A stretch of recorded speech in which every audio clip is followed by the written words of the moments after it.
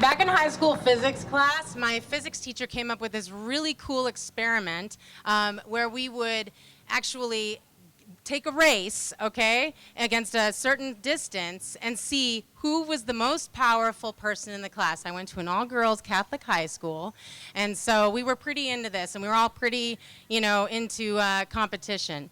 So what we all went up, part of this was we had to get up and give our weight. So I went up there, and we're all crowded around the physics teacher's desk, because in order to figure out the calculation, you need to figure out mass. And so we went up there, and I had to give my weight, and I could not help but notice on that long list of girls' names that me and two other girls were the heaviest in the class.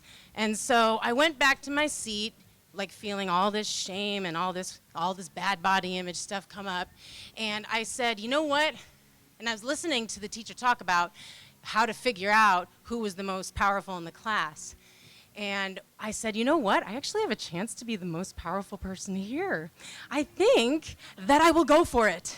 And instead of, going into the fat spiral, I went into the power spiral. And so I said, I am going to win this race, which I did, and I was the most powerful person in that classroom.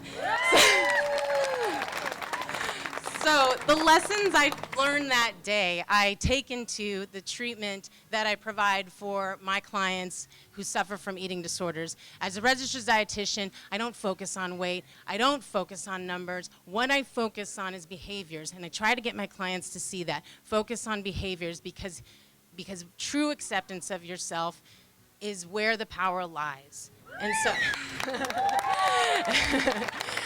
And so today, when you're making a decision to engage in whatever action it is, say, am I respecting myself? Am I loving myself? Am I accepting myself with this action? And that is true power. Thank you.